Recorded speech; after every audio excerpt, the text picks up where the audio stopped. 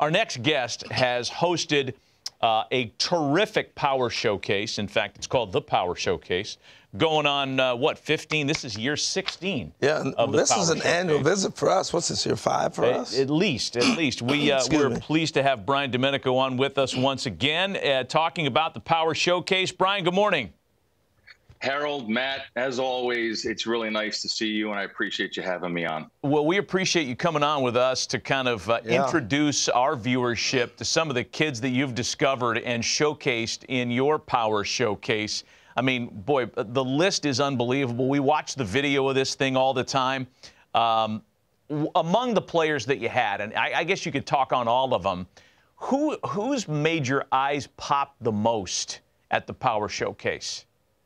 Well, as far as this year, I mean, it is tough because this was a year where there wasn't like that big human interest story of like the 525-foot home run or something along those lines. But there is a player by the name of Hogan Nelson who has attended 5 Power Showcase events, and he's actually a 3-time Power Showcase champion, and won it as a 13-year-old and a 14-year-old. And then last year had to make a really big decision. He's one of the top quarterbacks in the state of Texas, and decided last year, after having a really good showing at area code, to kind of shift gears and focus strictly on baseball. And he came back as an underclassman and won in dramatic fashion. And he is one of those individuals that has the it factor. When the pressure mounts the most and his back's against the wall, somehow, some way, he comes and he ends up pulling through and winning. And that's one of those unique DNA things that I think scouts and college coaches look for. Hey, Brian, I think we're in a unique time, too, where guys have perfected the home run. And do you see that early on, the art form of guys really knowing to master their swing for homers at an earlier age than before? Yeah, I mean, I'm glad you brought that up. The old adage back in the day would be that home run derbies would ruin a player's swing. And I'd be like, that's not really true, because there's so many different swings that are applied in an at-bat, whether it's an 0-2 count, or you have to hit and run, or move a guy over, or have to purposely hit a fly ball to the outfield for a guy who got a tag from whatever base. So I think that when you also put in the very beginning, when they're 12 years old and at Cooperstown, Cooperstown has those 200-foot fences, so the kids are enjoying that. Then they go to the Hall of Fame, and the nostalgia of looking at Babe Ruth's bat and a lot of the old uniforms. Now, they're too young to really appreciate all that, but it kind of starts there. And then they come to the Power Showcase, and knowing that they're coming to the Power Showcase and ending up at the other end of the rainbow in a major league stadium to kind of be a big leaguer and whet their palate for greatness and have that prosperous energy wash over them. Now it trickles back to, okay, how are we going to prepare for this? And with how all the great metrics today with blast motion and hit tracks and all how and Rapsodo and how their videos can be broken down, and how all of the hitting coaches are vast in so many different philosophies that they break down the kids' swings and they really start to learn how to do that. Now, you can attest to this, Harold, that when you hit a ball and you square one up, it's smooth. It's one of the most beautiful moments in all of baseball, and obviously you have to elevate to celebrate. Elevate to celebrate. I love it. That's a good Gary line. Templeton couldn't have said it better himself. That's a good line. Hey, so how do I get invited if I'm a kid, and how's that process work to get there? If Matt wants to be a 13-year-old again, how's he get into this deal? Yeah, and that's a great question. And there's a lot of different ways that you can get in. Some parents will reach out to me. Obviously, I need to take a look at some video. Then I want to take a look and see what travelable organization they play for, the level of competition. And listen, I don't always bring in the absolute very best guys. There are some big lumbering young players that they just need to set some goals. And it's only a matter of time before the kinetics and everything starts to come together and they find themselves and they take off. So again, parents can reach out through the website. And again, there's a lot of different ways, Harold. Hey, so give us some names of some players, either prospects in minor league ball or big leaguers who've come through the Power Showcase. Well, I think the most noticeable one was Bryce Harper, obviously. And then you had, Tristan Costas, who's now the starting first baseman for the Boston Red Sox. And when he did the Power Showcase, he hit 5 500-foot home runs, which was really incredible. And then it was Blaze Jordan that you and I had talked about many times. And then he won the junior Major League Home Run Derby. There was a young man by the name of David Denson that hit a 515-foot home run off the Jumbotron. That was back in 2012. Daniel Vogelback. I mean, there's countless guys in the big leagues. Tell us about this DiMaggio Lonero. Oh, DiMaggio Lonero, leaving nothing to the imagination.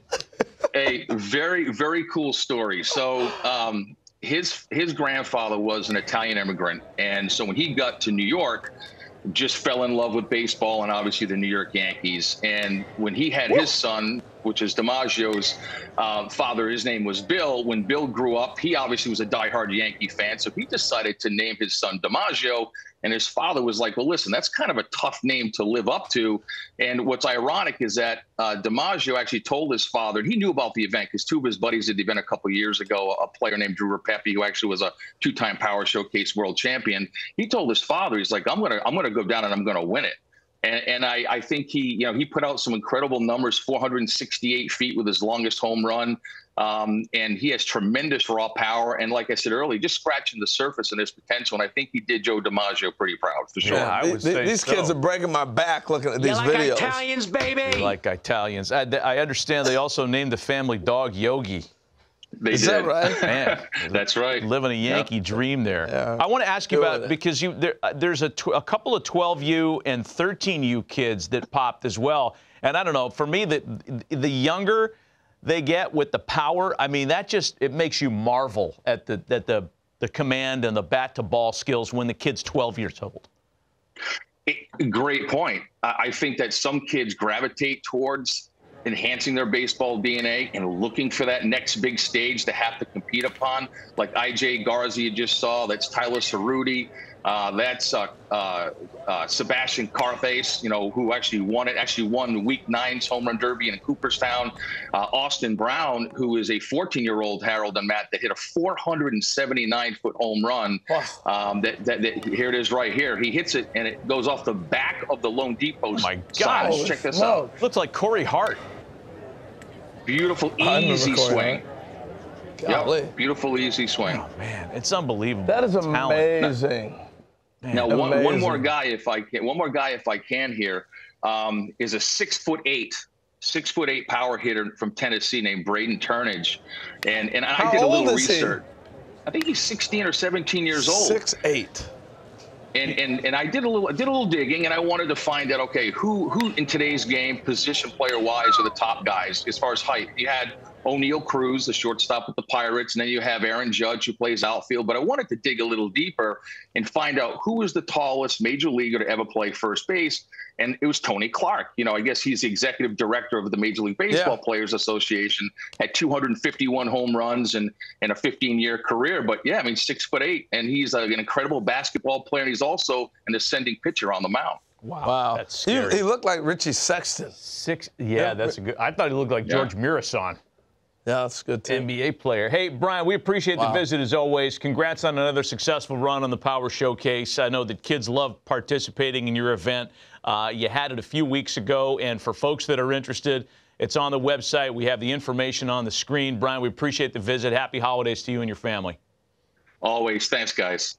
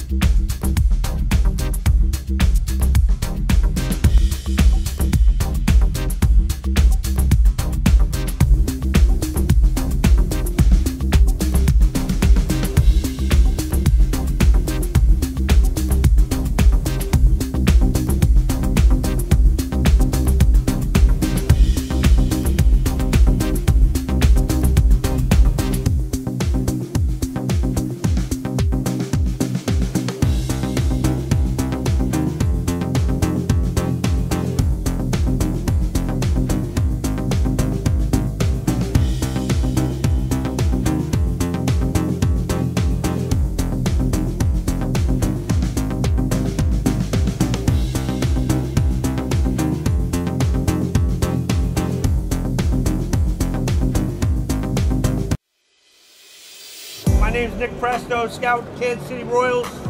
It's a great opportunity. Appreciate you guys being here, hitting on a big league field. We're going to run you through a scout day.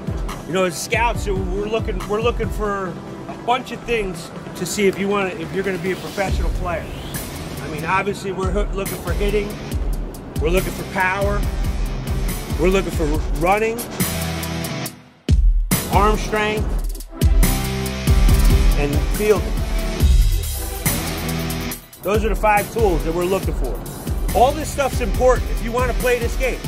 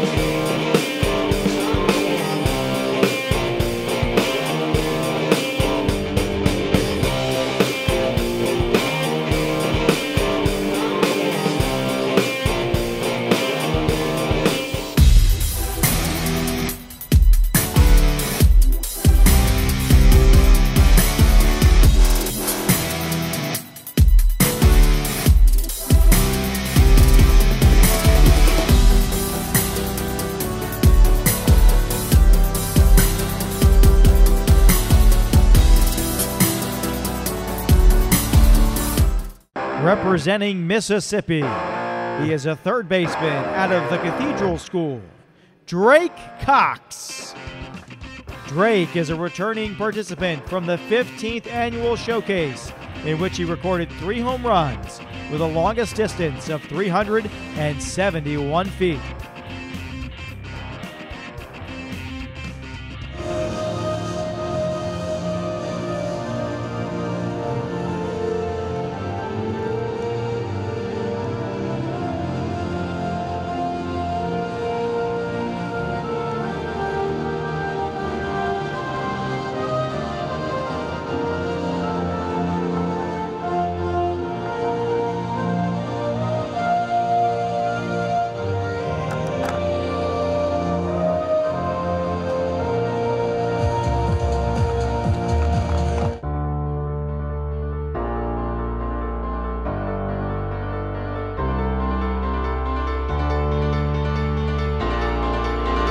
Introducing from Mississippi, Drake Cox.